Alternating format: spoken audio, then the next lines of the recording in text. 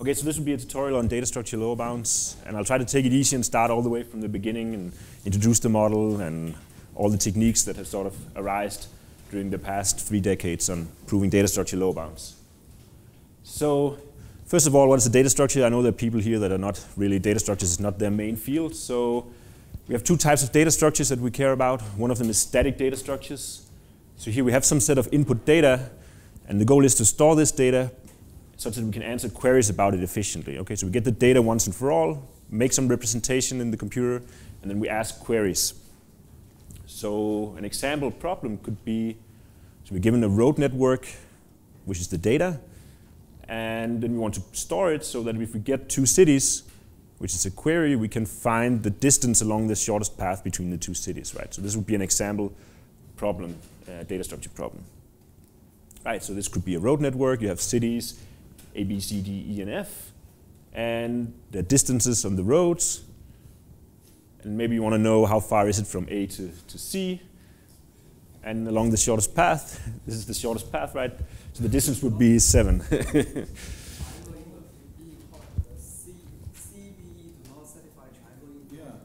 Well, yeah, but this is just a graph. Okay, yeah, this is not maybe not a real road network, but maybe this is a really, maybe this is some bumpy road and the other ones are highways, and maybe it's easier to go along the highways. You could imagine that. Okay, so, right, so there are different solutions to this problem, right? One of them could be compute a big table where you store all the answers to all the queries, right? So you just, during pre-processing, you can compute all pairs of shortest path and store the answers. And the other solution could be maybe you just store the graph and then you run an a single source shortest path algorithm when you get your query. Right, so there's different trade-offs between the query time and the space, right? One of them you had like n squared space, you have n cities, you store something for every pair. And the other one, you have some like a linear query time and linear space in the input store. Okay? So what we care about is really the trade-off between the time and the space in these static data structures. Okay, so we also have dynamic data structures. And so here's again, you have some data you want to represent, and you also want to answer queries on the data, but then you can also update the data. So here's another toy example. So you have some employees of a company, which would be your data, and you can add a new employee, and then maybe you can ask for the total salary expenses for all those that were hired on or before 2004. Right, so that would be a data structure problem, right? So the update is adding a new employee. The data is the current set of employees. Maybe you can also delete employees or fire them, you could say. And you can compute these salary expenses, right? So that's another data structure problem. And okay, so let's just go through a solution for this problem again, just to get some idea of what data structures are. So maybe you want to solve this problem with the year you're hired, and you want to compute salary expenses. So one solution is you have a variable or a counter for every year you could be hired. And so initially when there's no employees, all of these salary expenses are 0. And if you now get this operation, right, you hire someone in 2003 with a salary of 4, you add 4 to this variable. Right? So that's a simple update algorithm. You hire someone in 2000 with a salary of 2. And finally, if you want to know total salary expenses on or before 2004, you run through all these variables and sum them up, right? So that's a simple data structure for this problem. The update time is constant, right? You just update one of these counters. And the query time is linear in the number of years you could be hired, right? Okay, so it's a slow query time, but a fast update time. And so again, maybe you can think of another solution, build a binary tree on top of these years you could be hired. And now each of these nodes in the tree will correspond to the total salary expenses for all those years in the leaves of this subtree, right? So this node over here has the total salary expenses for all these years down here. And so if you want to maintain this representation, when you get the first operation, you hire someone in 2003. Now you just walk along this root to leaf path and add 4 to all these nodes. And again, if you hire someone in 2000, you add 2 along this root to leaf path. And now when I want to know all the salary expenses up to 2004, I follow this path until the year just after 2004. So this is this red path. And what I can see is that what I need to sum up is just what's stored in the roots of everything that's hanging off to the left of this path, right? If I add up these variables, I get all the salary expenses, right? So I just add up this 6 with this 0, and I get the salary expenses. So that's another solution to this problem. And so this time, right, the update time is log n plus 1 because the height of this tree is log n, and the query time is also log n. Okay? So there's a different trade-off between the update time and the query time this time. Okay, so the static data structures with trade-offs between time and space, and the dynamic data structures with trade-offs between query time and update time. You can also take space into consideration for dynamic data structures, but mainly we care about the update time and the query time in this case. Also, one thing to remember is that if I have a dynamic data structure that has an update time of tu, update time, then the space that it uses can never be more than n times tu. Basically because in each time it gets an operation, if I see n operations, every time I see an operation I have tu time to change stuff, so I can only ever change tu memory cells per operation. Right? So ntu is the total space if you have update time tu. So that's why we mainly care about the update time and not so much the space in these dynamic data structures, when we prove lower bounds at least.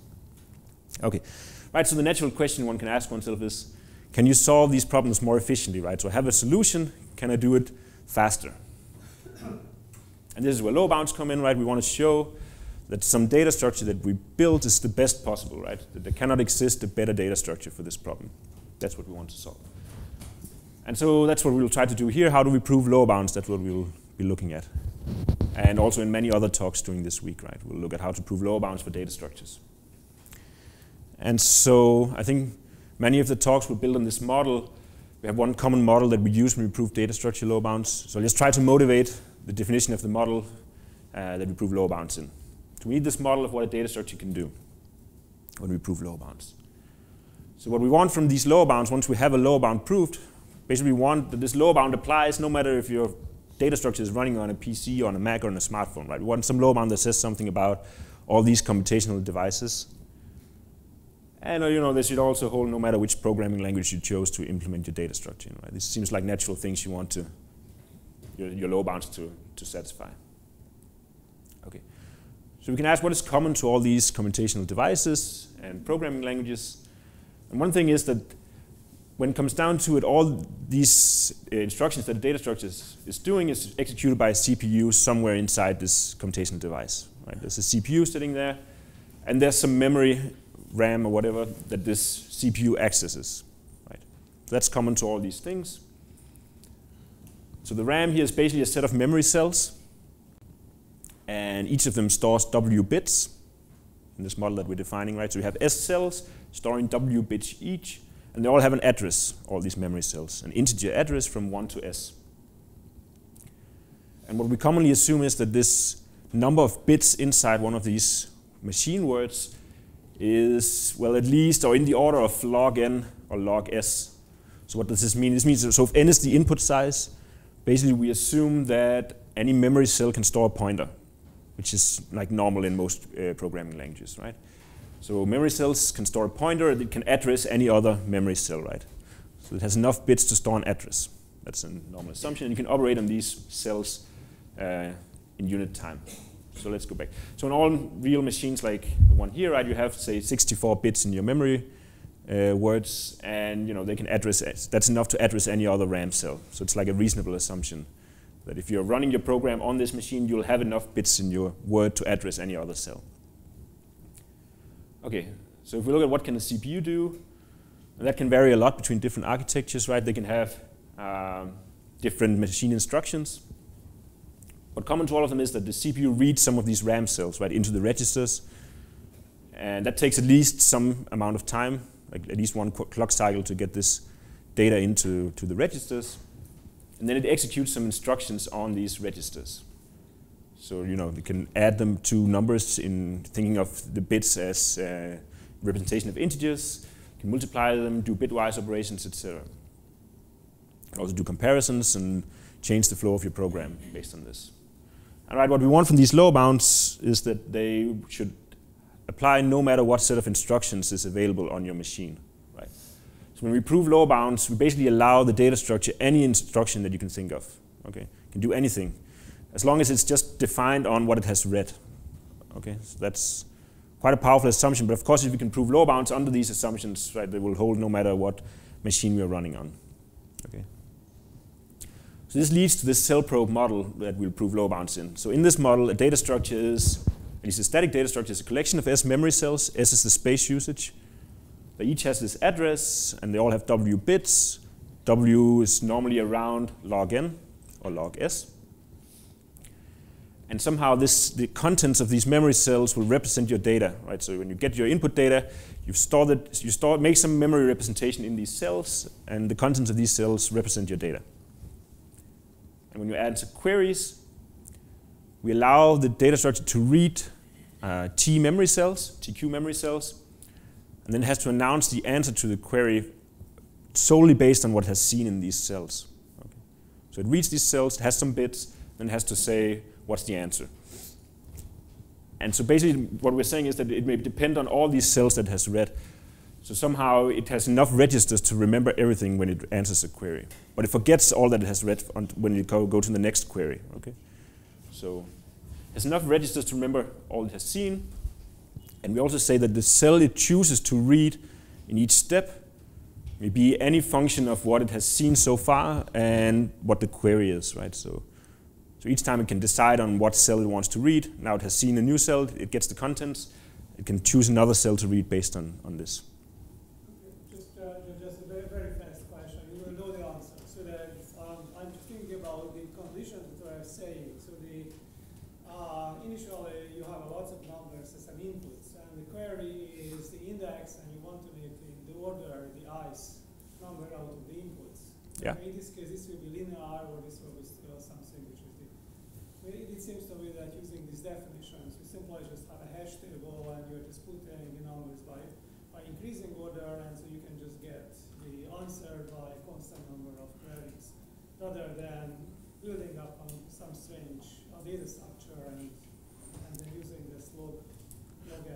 Also saying if you want to search between numbers, you can in this model you can do it fast. You will get numbers, and the query is that tell me the ice in increasing order among those which have been inputted. It is linear. Is it constant, or it will be constant, right? Yeah. Because, okay. Yes. Fine. Yes. That was the question. Yes. Because so essentially the time you spend during pre-processing, you can sort, you can do anything you want, you can solve an NP-hard problem while you build your data structure, right? You have all the time in the world. The only thing that matters is the space you use for your memory representation. Okay. Yeah. Okay, and so the dynamic data structures here is essentially the same, but you must also support updates to your data, right? And an update here, we allow the data structure to read and modify TU memory cells. So TU is the update time. And again, the cell that you choose to read or modify may depend arbitrarily on what you've seen so far while you're performing the update. Okay, so there's a lot of power here. And what you write to the cell may also be any function of the update and what you've seen so far. Okay, so this was introduced in 1981 by Andy Yao. And what we're lower bounding, when we prove lower bounds in this model, right, we're proving lower bounds for is basically the number of times the CPU has to access the RAM, right? The query time and the update time is only defined in terms of how many cells do I read or modify. So we're lower bounding the number of memory accesses, and if a memory access takes at least one clock cycle, you also get a lower bound on time. No matter how your computer is built, you'll get some lower bound on time. And we assume that it can perform arbitrary instructions. Okay. So it applies to all these computational devices we can think of. Maybe I should have some timer. Okay, fine. Okay. Right, so what we'll talk about here is how do we prove lower bounds in this cell probe model. Okay, so what are the techniques that have been developed for proving lower bounds in this model? Right, so this has two parts, this talk. So the first one is on these static data structures, right? So we'll be looking at 3 different techniques for proving lower bound for static data structures. It's sort of like following sort of the timeline when they were introduced. So to make things simple, to compare these lower bounds, how strong are they, we'll be looking at, let's say, linear space data structures for problems that have n to the c different queries. So if you think about this graph problem, right, you have n squared queries, right, for the graph problems. This reachability, right, so we had this input graph, has n nodes, has some edges. And and you have these weights. There's n squared queries, right? One for every pair of cities. So this is the sort of this. So this C, think of it as 2 for this graph problem. The first technique we'll be looking at managed to prove lower bounds that the query time is at least C. Okay, so it's not so impressive for this problem up here, right? It says that the query time is at least 2. You have to look at 2 memory cells. But the problem that they originally looked at had super polynomially many queries, so you actually got something interesting out of it. But anyway, so just to compare lower bounds in magnitude, we'll be looking at this linear space regime. So let's look at what this technique is doing. So what they did was they reduced, so this is Miltersen and Noam Nissa and Avi Victorsen and who's Safar, yeah. Yeah. So this is a reduction to a communication complexity. Essentially you have 2 players, Alice and Bob, and they can talk to each other, right? They can communicate bits. And the reduction goes as follows. So essentially, if you want to prove a low bound for the data structure problem with the graphs, you're giving Bob this data structure input, right? So Bob receives the road network in this case. And Alice receives a pair of cities, which is the query. And now they want to compute the answer to Alice's query on Bob's input and minimize the communication while they're solving the problem. Okay? And so the observation is if I have an efficient data structure, then I can get an efficient communication protocol for this game. Right? So the idea is if you have an efficient data structured solution in the CellPro model, Bob starts by building the data structure on this input that he gets. He has this data structure to himself. Alice does not know what this data structure is. Now when Alice gets the query, she just starts to run the query algorithm of this CellProbe data structure. And so the query algorithm, each round, it asks for a memory cell, right? It wants to read some cell, and then based on the content, it decides on something else to read. So what she'll do is, whenever she needs a cell, she just tells Bob, I need cell number 13 in this case. And Bob sends back the contents of this cell, right? And now she has enough information to know what's the next cell that the data structure wants to read. And she asks Bob for the contents of number 5. And then they go on until eventually she has run the entire query algorithm, and then she knows the answer because the data structure is correct, right? So she knows the answer to the query. Right, so the question is, how much do they communicate when they run this game in terms of the efficiency of the data structure? Right, so if the query time is t, right, you had t rounds, each time Alice has to ask for a memory cell. And so the cells had addresses from 1 to s if the space is s. And so asking for a cell is just an index into these S cells. It's log S bits, right? So Alice sends log S bits, and Bob replies with the contents, which is W bits in each round. Right? So this would be the communication that they send to each other in this game. So you get a protocol whose efficiency depends on the efficiency of the data structure. Okay. And so the next step then, if you want to prove the low bound for the data structure problem, is to prove a low bound for the communication game. And there are lots of tools for proving low bounds in communication complexity. So we'll use those tools to prove low bounds for this problem where one player has a road network, the other one has a pair of cities. And now we just prove a low bound for the communication game instead. Right? So essentially we want to show a low bound of the form either Alice has to send A bits or Bob has to send B bits. And if we plug that in, this will mean that since Alice's communication here is T log S, this will mean that either T log S is at least A, right? Or Bob's communication TW is at least B. And now we have a lower bound on the data structure's performance, right? The query time of the data structure is at least the minimum of these two things, right? A over log S or B over W. So what we have to prove is just this lower bound in the communication game.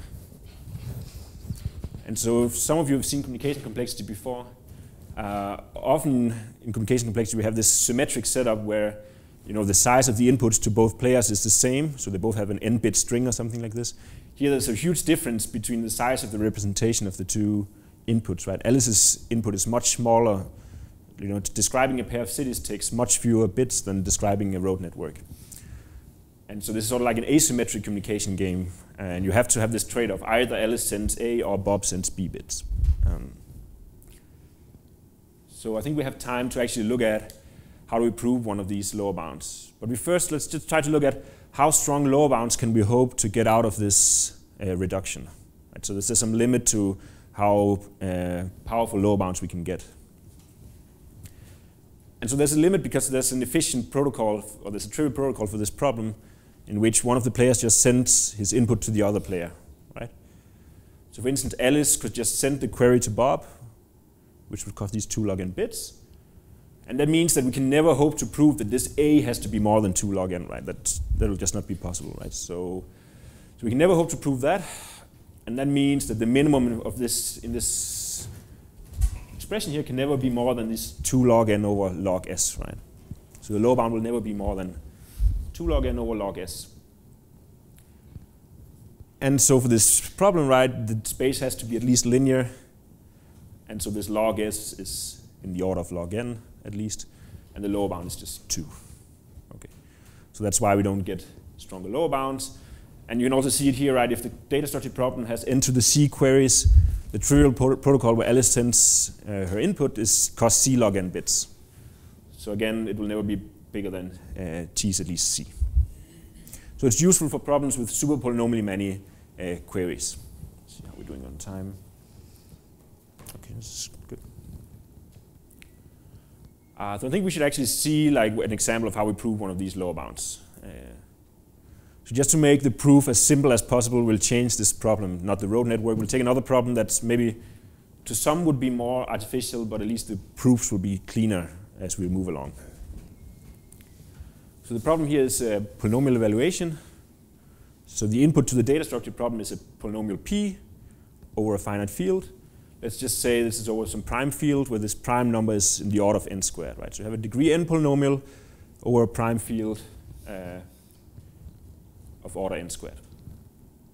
Okay, and the query to this problem is just an x in the field, and you want to evaluate the polynomial at x, right?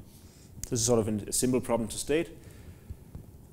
Just to make sure everyone's understand what the problem's about, right? The input is a polynomial like this one.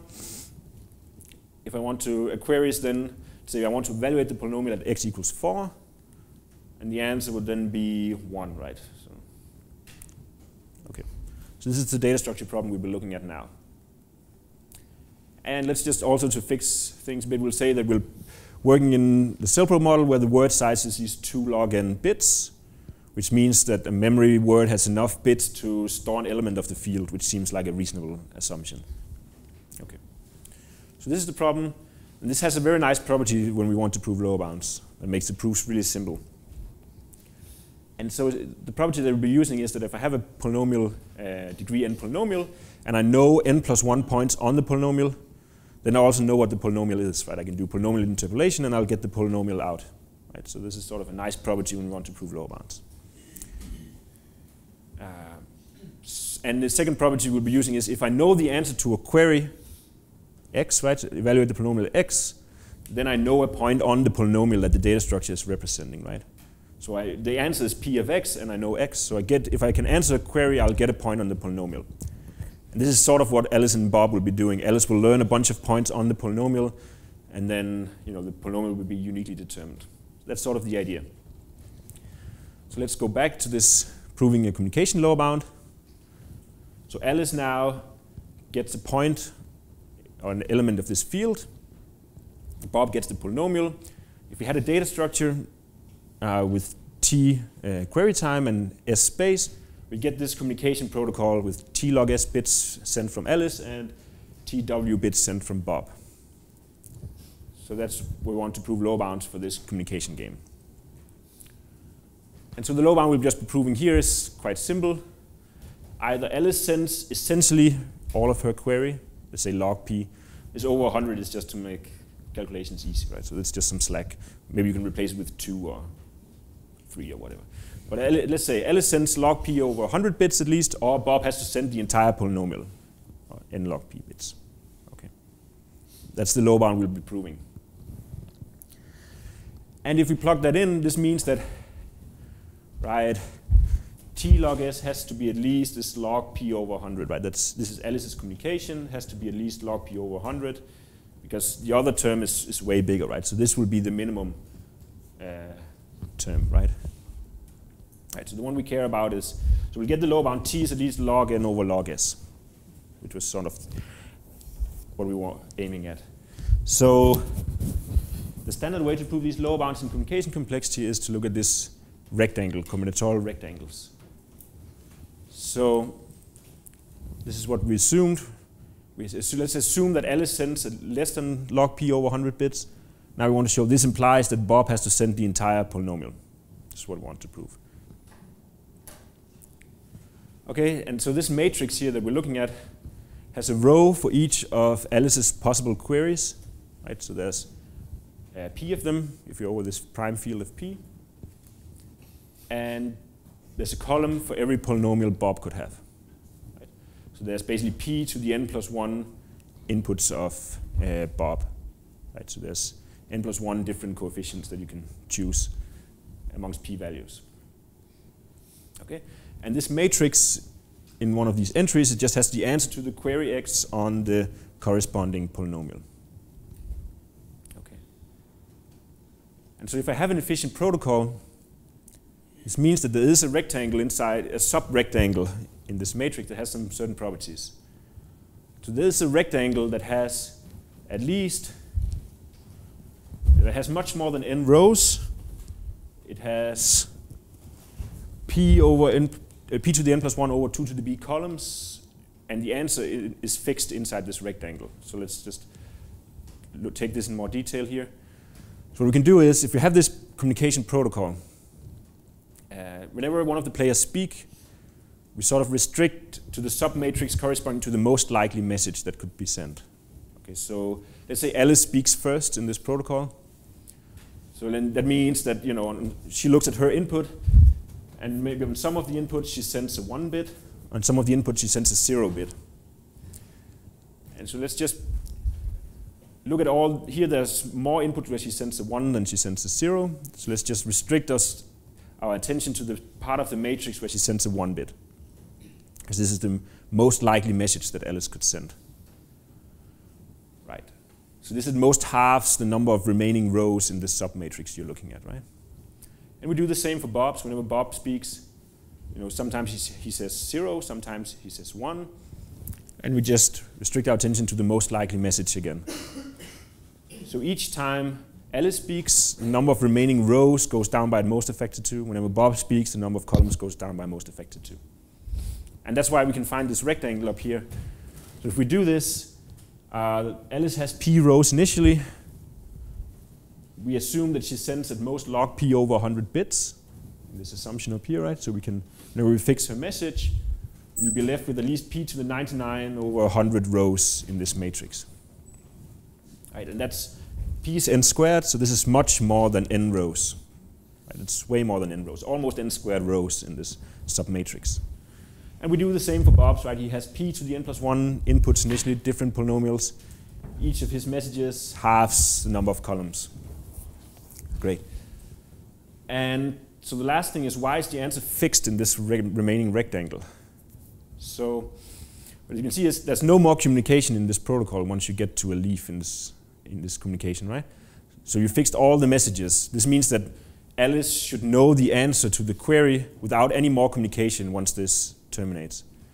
So essentially, looking at her x, she should know what the answer is, which means that all the remaining polynomials must have the same evaluation at x, right? If this protocol is correct. All the remaining polynomials must have the same evaluation. So this is what I mean by the answer to each x is fixed in this rectangle. Okay? And yeah, so because she knows the answer without any more communication. Okay. And so now if we go back to this observation about polynomials, we know that any two polynomials can share no more than n points because they are uniquely determined from n plus 1 points. Okay. And so let's see.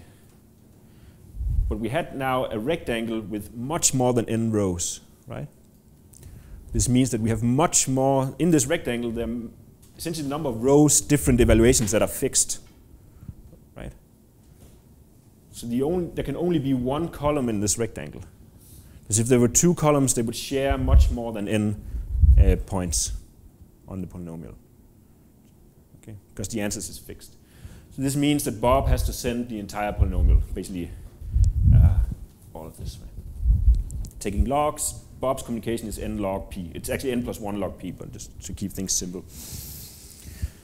Okay, so this is how you could prove lower bounds using this communication complexity framework.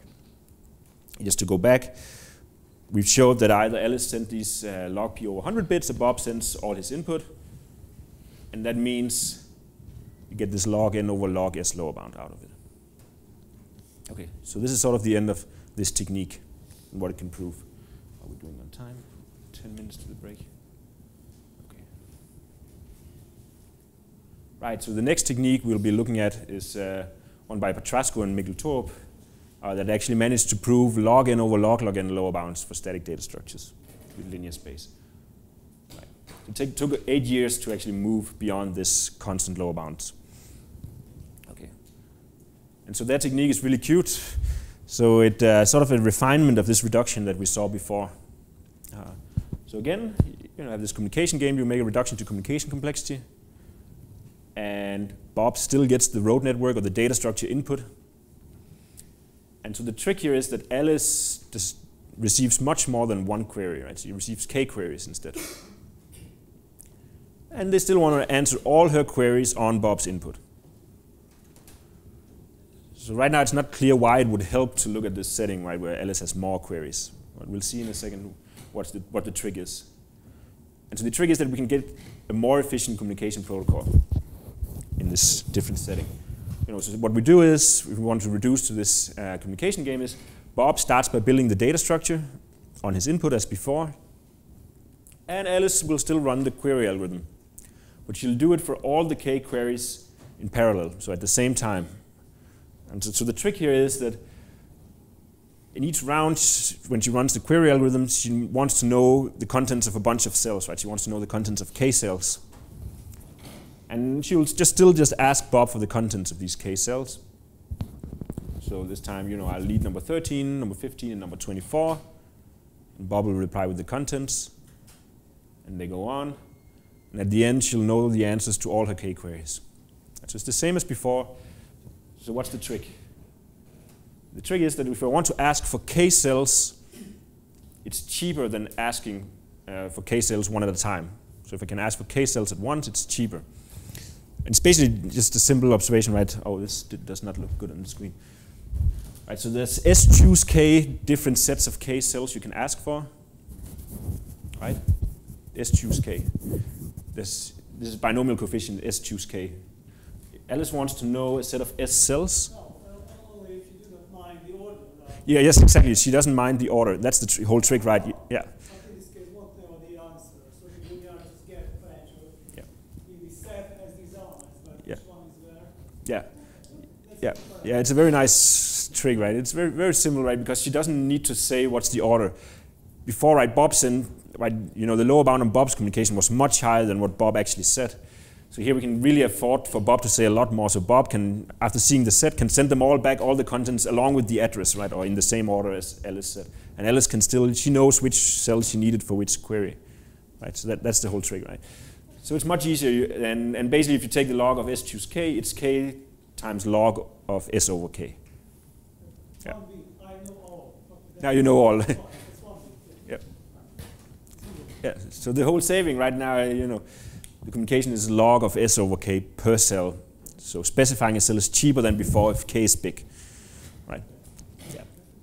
So let's just, oops, something weird here. Right. So you get another protocol, and just to complete it. Okay. So let's look at what is the highest low bound we can hope to prove here.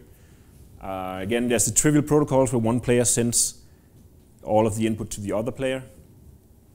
And this time we need to be a bit more careful about analyzing this case. So one of them is that Bob sends all his input, right? That's the one case. And the other case is Alice sends all of her input.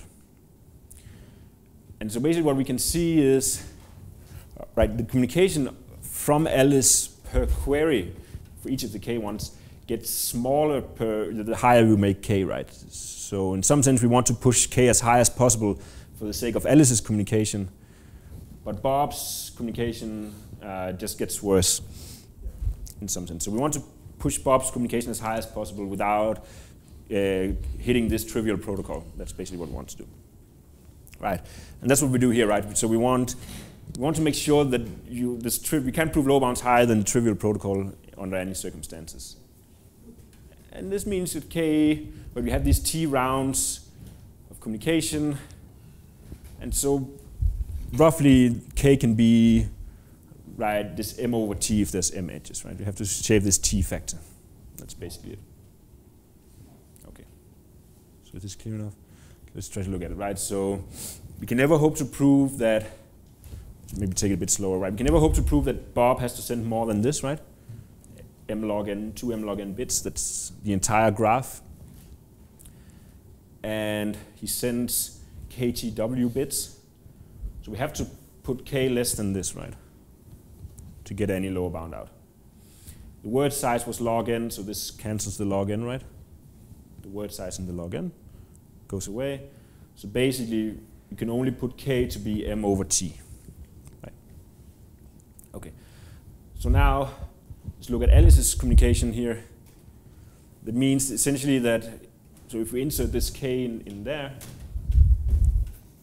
the low bound that pops out will be this is the term, the cost per cell, and will be the space times the time over the number of edges. Okay. And the space is always at least linear. Okay. It's always at least this term down here. So this what you divide by will always be at least log t. Right? You can never hope to divide by less than log t. That's essentially the message you get out here. Okay. So the lower bound will never be better than t is at least log of the number of queries over log t. Rearranging things will be log n over log n. Right. Is this clear enough for everyone? Yeah. Okay. And okay, and just show you a sketch of how you prove it again. There's plenty of time, I think. Let's do the sketch of this proof, and then I think there's a coffee break. Okay, so again, you know, we had this communication game. Now Alice has k points. Bob has one polynomial. And let's just assume, to make things easy, Alice sends little o of k log n, so she doesn't send her entire input to Bob. Bob sends b bits, then we want to prove a lower bound on b. Okay, again, we can fix the most likely message as we did before. And we get a rectangle. So now the number of rows is much higher, right? It's p choose k because each of her inputs is k different queries. So there's p choose k over 2 to the little o of k log n, Alice's communication rows in this matrix, this submatrix. And again, Bob's input is the number of polynomials over 2 to the b. And the answer is fixed again. To each tuple of k queries, all the answers are fixed. Okay. And so right, the math is sort of simple. You just have to be a bit more careful. So each row had k points. In this rectangle, you want to know, if I take all these rows in the rectangle, and I compute the union of all these queries, right? All the queries that appear in at least one of these rows, how big is this union? Right? And so essentially, right, we had this many distinct rows in this submatrix, right? Each row is k different queries, so the union must have, if x is the size of the union, it must satisfy x choose k is at least this much, right? Otherwise, you cannot have that many distinct rows when the union is that small. Right?